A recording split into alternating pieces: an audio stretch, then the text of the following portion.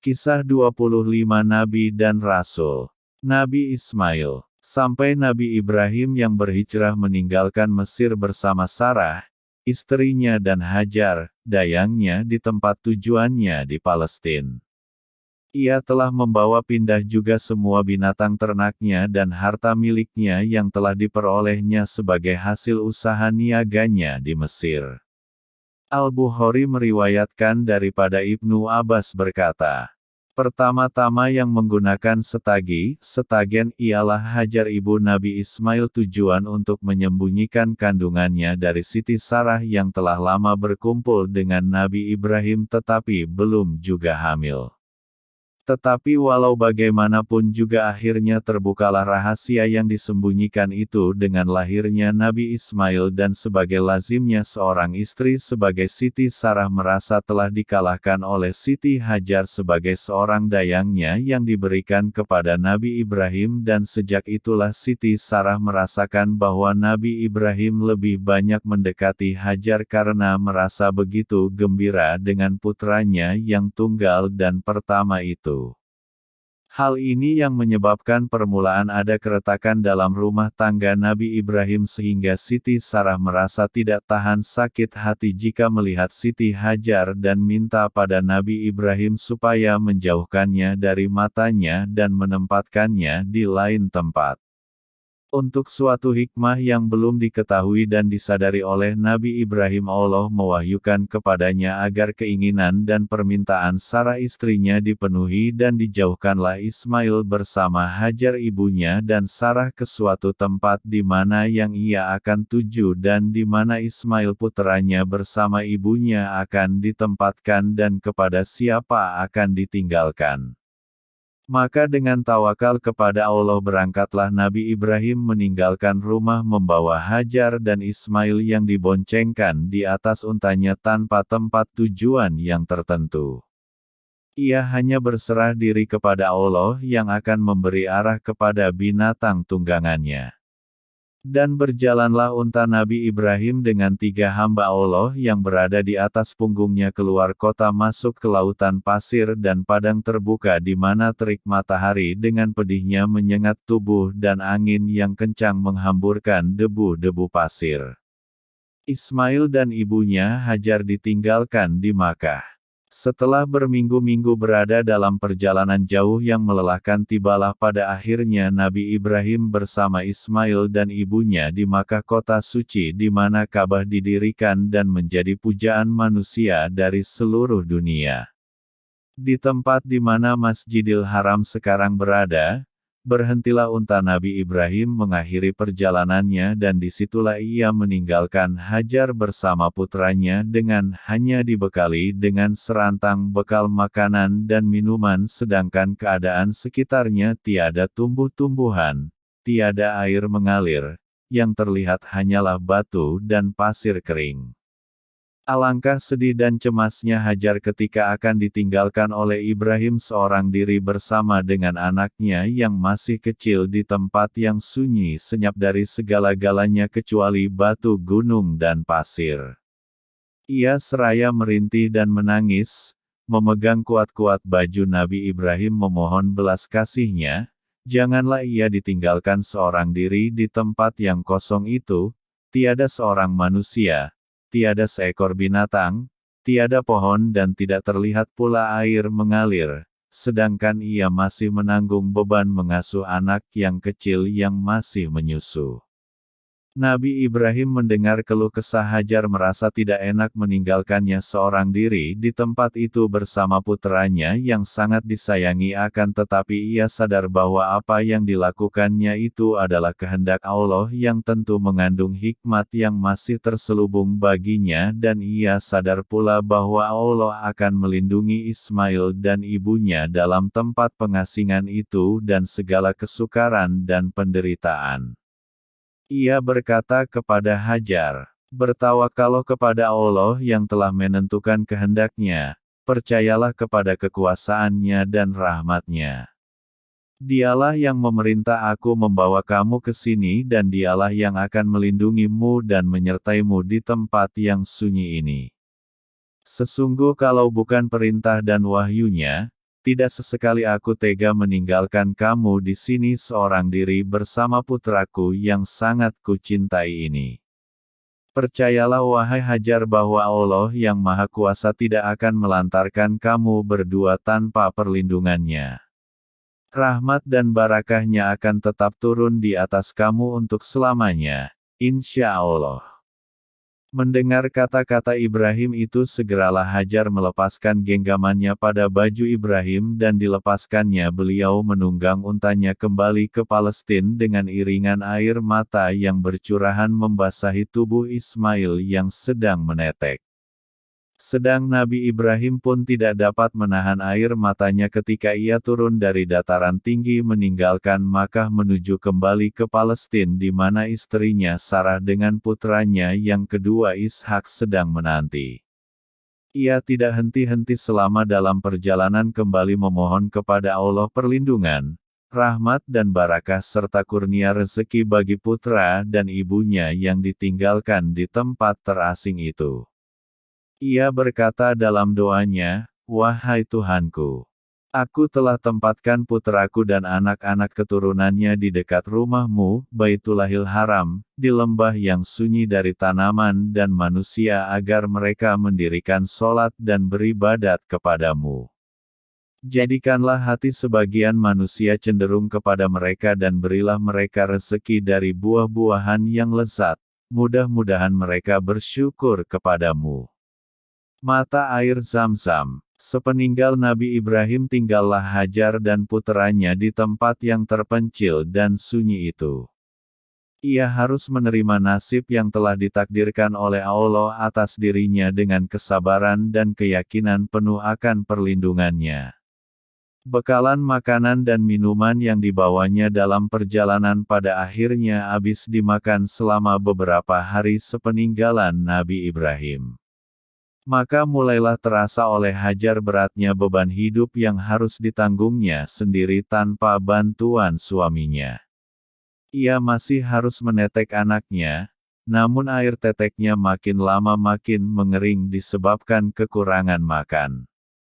Anak yang tidak dapat minuman yang memuaskan dari tete ibunya mulai menjadi cerewet dan tidak henti-hentinya menangis. Ibunya menjadi panik, bingung dan cemas mendengar tangisan anaknya yang sangat menyayat hati itu. Ia menoleh ke kanan dan ke kiri serta lari ke sana ke sini mencari sesuap makanan atau seteguk air yang dapat meringankan kelaparan dan meredakan tangisan anaknya, namun sia-sialah usahanya. Ia pergi berlari menuju Bukit Safa kalau-kalau ia mendapatkan sesuatu yang dapat menolongnya tetapi hanya batu dan pasir yang didapatnya di situ. Kemudian dari Bukit Safa ia melihat bayangan air yang mengalir di atas Bukit Marwah dan larilah ia ke tempat itu namun ternyata bahwa yang disangkanya air adalah fata morgana, bayangan belaka dan kembalilah ke Bukit Safa karena mendengar seakan-akan ada suara yang memanggilnya tetapi gagal dan hilang dugaannya. Demikianlah maka karena dorongan kebutuhan hidupnya dan hidup anaknya yang sangat disayangi, Hajar mondar-mandir berlari sampai 7 kali antara Bukit Safa dan Marwah yang pada akhirnya ia duduk termenung merasa penat dan hampir berputus asa. Diriwayatkan bahwa selagi Hajar berada dalam keadaan tidak berdaya dan hampir berputus asa kecuali dari rahmat Allah dan pertolongannya datanglah kepadanya malaikat Jibril bertanya, "Siapakah sebenarnya engkau ini?" "Aku adalah hamba sahaya Ibrahim," jawab Hajar. "Kepada siapa engkau dititipkan di sini?" tanya Jibril. "Hanya kepada Allah," jawab Hajar, lalu berkata Jibril, "Jika demikian, maka engkau telah dititipkan kepada Zat yang Maha Pemurah lagi Maha Pengasih, yang akan melindungimu, mencukupi keperluan hidupmu dan tidak akan mensia-siakan kepercayaan ayah putramu kepadanya." Kemudian diajaklah Hajar mengikutinya pergi ke suatu tempat di mana Jibril menginjakkan telapak kakinya kuat-kuat di atas tanah dan segeralah mancur dari bekas telapak kaki itu air yang jernih dengan kuasa Allah. Itulah dia mata air Zam-Zam yang sehingga kini dianggap keramat oleh jemaah haji, berdesakan sekelilingnya bagi mendapatkan setitik atau seteguk air daripadanya dan karena sejarahnya mata air itu disebut orang, injakan Jibril. Alangkah gembiranya dan lega dada Hajar melihat air yang mancur itu. Segera ia membasahi bibir putranya dengan air keramat itu dan segera pula terlihat wajah putranya segar kembali. Demikian pula wajah si ibu yang merasa sangat bahagia dengan datangnya mukjizat dari sisi Tuhan yang mengembalikan kesegaran hidup kepadanya dan kepada putranya sesudah dibayang-bayangi oleh bayangan mati kelaparan yang mencekam dada. Mancurnya air Zam-Zam telah menarik burung-burung berterbangan mengelilingi daerah itu, menarik pula perhatian sekelompok bangsa Arab dari suku Jurhum yang merantau dan sedang berkemah di sekitar Makkah. Mereka mengetahui dari pengalaman bahwa di mana ada terlihat burung di udara, niscaya di bawahnya terdapat air, maka diutuslah oleh mereka beberapa orang untuk memeriksa kebenaran teori ini. Para pemeriksa itu pergi mengunjungi daerah di mana Hajar berada, kemudian kembali membawa berita gembira kepada kaumnya tentang mata air Zam-Zam dan keadaan Hajar bersama putranya. Segera sekelompok suku Jurhum itu memindahkan perkemahannya ke tempat sekitar Zam-Zam, di mana kedatangan mereka disambut dengan gembira oleh Hajar karena adanya sekelompok suku Jurhum di sekitarnya. Ia memperoleh jiran-jiran yang akan menghilangkan kesunyian dan kesepian yang selama ini dirasakan di dalam hidupnya berduaan dengan putranya saja. Hajar bersyukur kepada Allah yang dengan rahmatnya telah membuka hati orang-orang itu cenderung datang meramaikan dan memecahkan kesunyian lembah di mana ia ditinggalkan sendirian oleh Ibrahim. Nabi Ismail sebagai kurban. Nabi Ibrahim dari masa ke semasa pergi ke Makkah untuk mengunjungi dan menjenguk Ismail di tempat pengasingannya bagi menghilangkan rasa rindu hatinya kepada putranya yang ia sayangi serta menenangkan hatinya yang selalu rindu bila mengenang keadaan putranya bersama ibunya yang ditinggalkan di tempat yang tandus, jauh dari masyarakat kota dan pergaulan umum. Sewaktu Nabi Ismail mencapai usia remajanya, Nabi Ibrahim mendapat mimpi bahwa ia harus menyembelih Ismail putranya. Dan mimpi seorang nabi adalah salah satu dari cara-cara turunnya wahyu Allah, maka perintah yang diterimanya dalam mimpi itu harus dilaksanakan oleh Nabi Ibrahim. Ia duduk termenung memikirkan ujian yang maha berat yang ia hadapi. Sebagai seorang ayah yang dikurniai seorang putra yang sejak puluhan tahun diharap-harapkan dan didambakan, seorang putra yang telah mencapai usia di mana jasa-jasanya sudah dapat dimanfaatkan oleh si ayah, seorang putra yang diharapkan menjadi pewarisnya dan penyambung kelangsungan keturunannya, tiba-tiba harus dijadikan kurban dan harus direnggut nyawa oleh tangan si ayah sendiri. Namun ia sebagai seorang nabi, pesuruh Allah dan pembawa agama yang seharusnya menjadi contoh dan teladan bagi para pengikutnya dalam bertaat kepada Allah, menjalankan segala perintahnya dan menempatkan cintanya kepada Allah di atas cintanya kepada anak, istri, harta benda dan lain-lain. Ia harus melaksanakan perintah Allah yang diwahyukan melalui mimpinya, apapun yang akan terjadi sebagai akibat pelaksanaan perintah itu. Sungguh amat berat ujian yang dihadapi oleh Nabi Ibrahim, namun sesuai dengan firman Allah yang bermaksud, Allah lebih mengetahui di mana dan kepada siapa Dia mengamanatkan risalahnya. Nabi Ibrahim tidak membuang masa lagi, berazam niat tetap akan menyembelih Nabi Ismail putranya sebagai kurban sesuai dengan perintah Allah yang telah diterimanya, dan berangkatlah serta-merta Nabi Ibrahim menuju ke Makkah untuk menemui dan menyampaikan kepada putranya apa yang Allah perintahkan. Nabi Ismail sebagai anak yang soleh yang sangat taat kepada Allah dan bakti kepada orang tuanya, Ketika diberitahu oleh ayahnya maksud kedatangannya kali ini tanpa ragu-ragu dan berpikir panjang berkata kepada ayahnya, "Wahai ayahku, laksanakanlah apa yang telah diperintahkan oleh Allah kepadamu. Engkau akan menemuiku insya Allah sebagai seorang yang sabar dan patuh kepada perintah. Aku hanya meminta dalam melaksanakan perintah Allah itu, agar ayah mengikatku kuat-kuat supaya aku tidak banyak bergerak sehingga menyusahkan ayah. Kedua agar menanggalkan pakaianku supaya tidak terkena darah yang akan menyebabkan berkurangnya pahalaku dan terharunya ibuku bila melihatnya. Ketiga tajamkanlah parangmu dan percepatlah perlaksanaan penyembelihan agar meringankan penderitaan dan rasa pedihku. Keempat dan yang terakhir sampaikanlah salamku kepada ibuku berikanlah kepadanya pakaianku ini untuk menjadi penghiburnya dalam kesedihan dan tanda mata serta kenang-kenangan baginya dari putra tunggalnya." Kemudian dipeluknya Ismail dan dicium pipinya oleh Nabi Ibrahim seraya berkata, "Bahagialah aku mempunyai seorang putra yang taat kepada Allah, bakti kepada orang tua yang dengan ikhlas hati menyerahkan dirinya untuk melaksanakan perintah Allah."